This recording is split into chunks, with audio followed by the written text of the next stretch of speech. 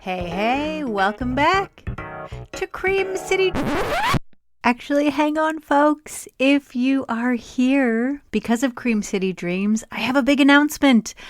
Cream City Dreams is becoming Gather, Connect, Create. And if you listen to the first couple episodes of Gather, Connect, Create, you'll hear me talk about why I made this shift and what I intend to do with this new podcast. But I just wanted you to know before I start this episode that you're in the right spot. I'm still Megan Schultz. I am still the host of this podcast that you came here for. It just has a new name and a new look. And eventually I'll get all of the back end stuff working. But you know what? One of the biggest lessons from Cream City Dreams was start small and start before you're ready. And so that's what I'm doing. So welcome. I'm glad you're here. Hey, welcome back to Gather, Connect, Create. I'm your host, Megan Schultz, and this is the podcast that offers some tangible ideas, tangible takeaways that you can try with your people to gather, connect, and create, to build community, create a sense of belonging so that everyone is welcome.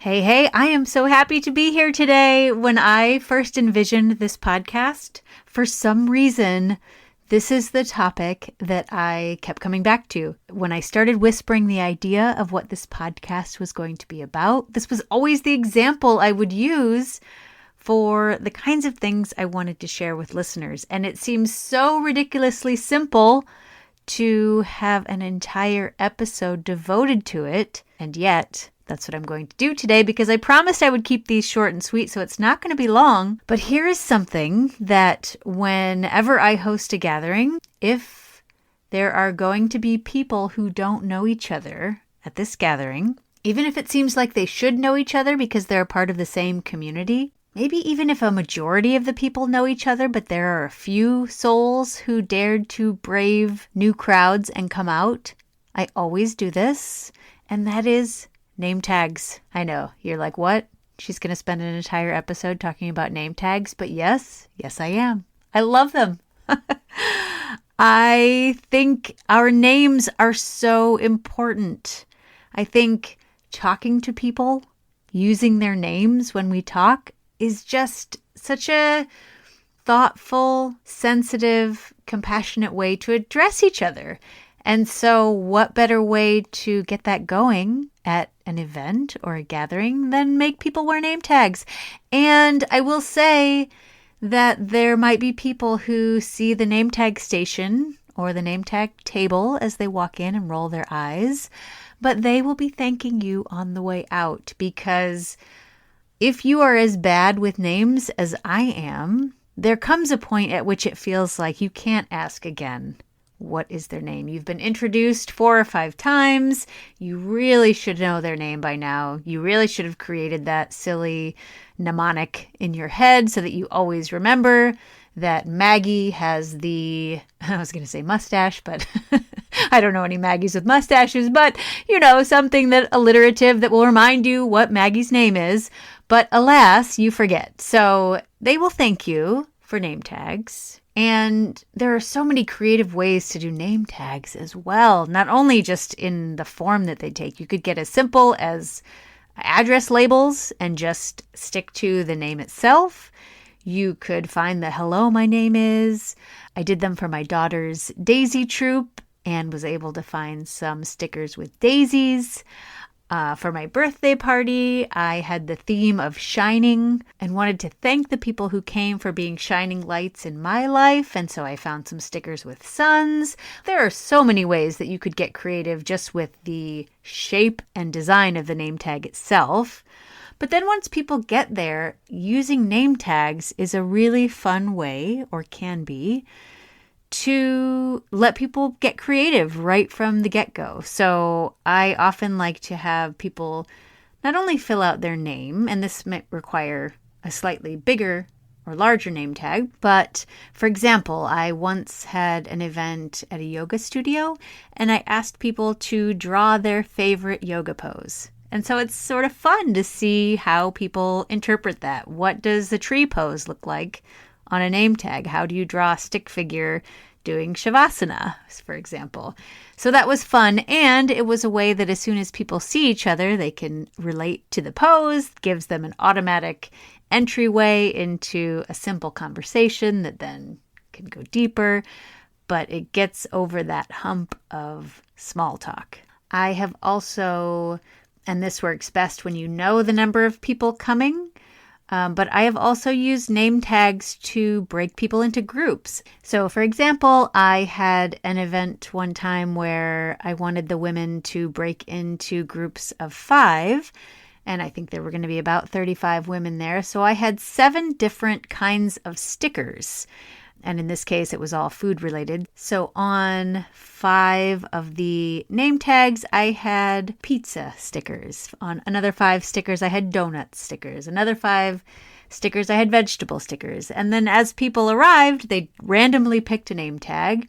But wouldn't you know it, at some point in the night, I said, look at your name tag, please, and find your people.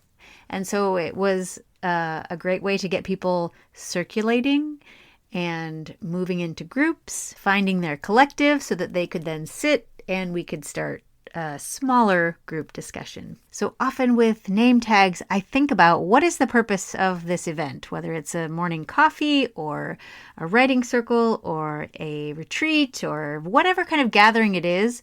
What do I want people to come into this space and bring with them? What do I want them to be thinking about? What do I want them to be sharing? Not that I can dictate how the conversation flows, but sometimes with a name tag, you can get people into the mode or into the groove and the flow of where you want the conversation to end up. So I had another event, for example, one time it was sort of around New Year's.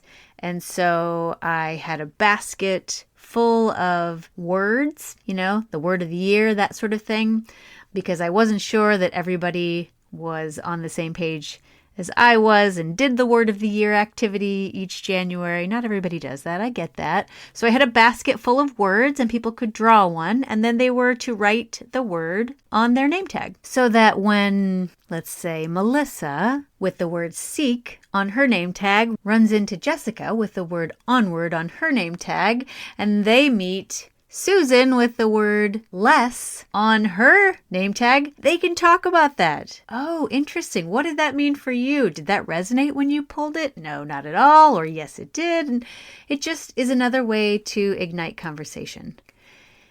And I think it's sort of a way to level the playing field, right? There are going to be some people who have no problem walking into a group of strangers, striking up a conversation. Small talk is no big deal for them. Maybe it's what they do. Maybe it's part of who they are. Maybe that's what they do for work. So it comes easy to them. Who knows, right? But there are going to be those people for whom this is not a problem at all.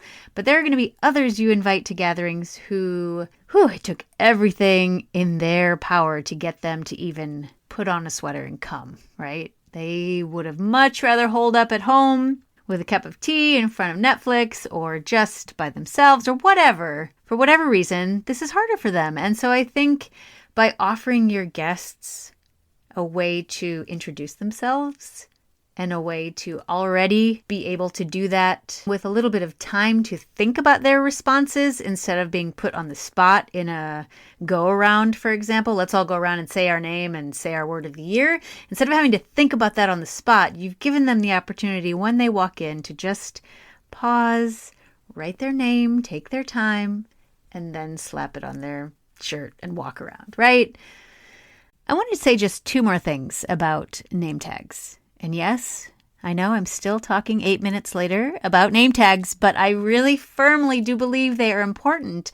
And one of the things that reminds me of that is that I have been on a retreat twice now with a woman who has become my friend. Her name is Andrea Shear. She's out in the Bay Area. She runs online courses and retreats, and she has a book called Wonder Seeker.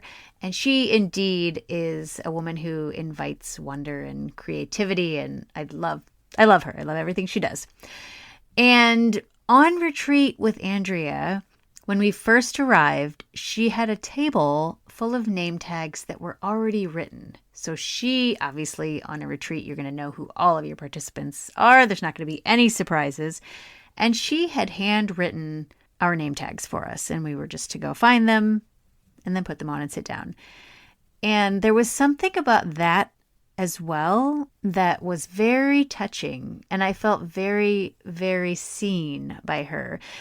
In part, it could be because I have a name that is always misspelled.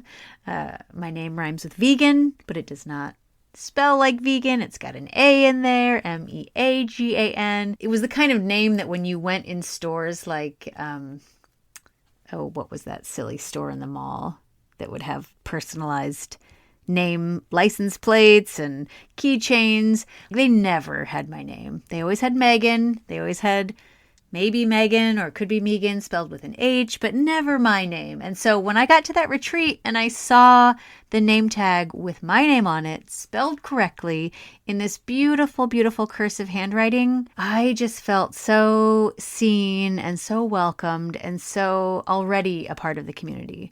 So having those name tags pre-made was a beautiful way to begin that week of sacred time with these women that we were with. So I do want to put in a plug, as well as leaving name tags for people to fill out themselves, to consider pre-making name tags if you know who's coming to your event. The other thing I want to say is that maybe there would be a way that you could use name tags even if everyone at your table or at your gathering knows each other.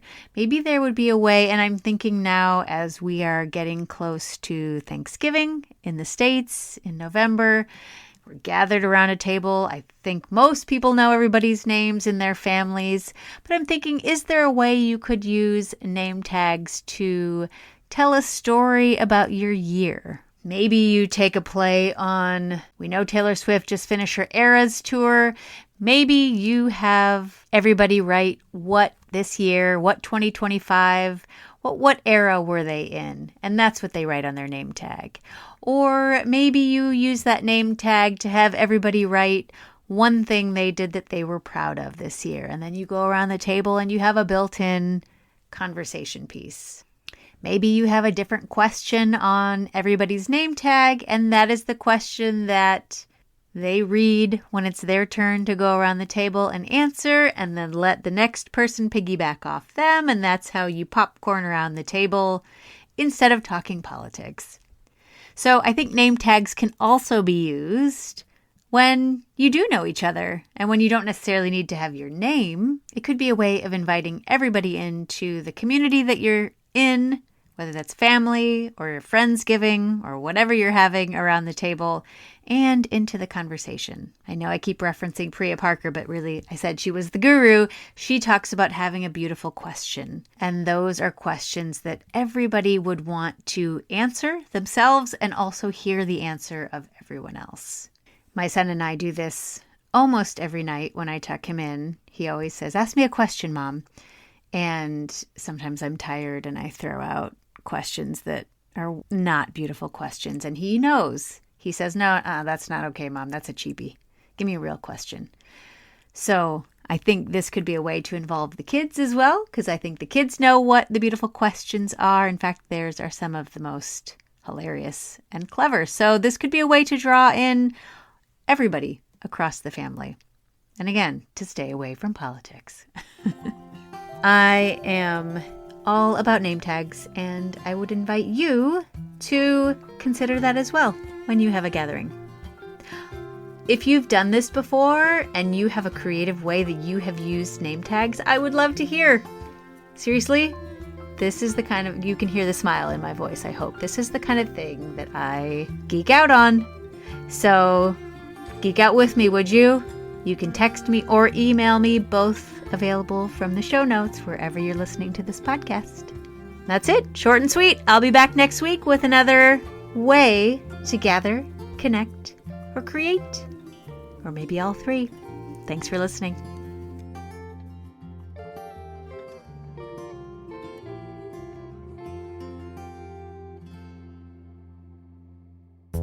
Hey, if you're still with me, one more plug for name tags that came literally the day before this episode dropped, so I've got to share it here.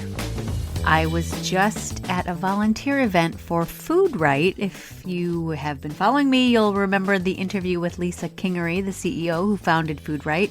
which is an organization that goes into schools in Milwaukee, into Milwaukee Public Schools, teaches kids how to grow food, how to cook with food, how to eat and make healthy choices when it comes to choosing plant-based food.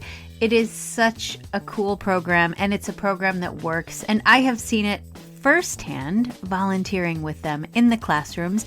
And today I was at Golda Meir in a 5th grade classroom when they were learning how to read food labels, how to read a food label on Fruit Loops versus Wheat Thins versus Annie's. They talked about marketing. They talked about who the products were aimed at, how many ingredients they could pronounce.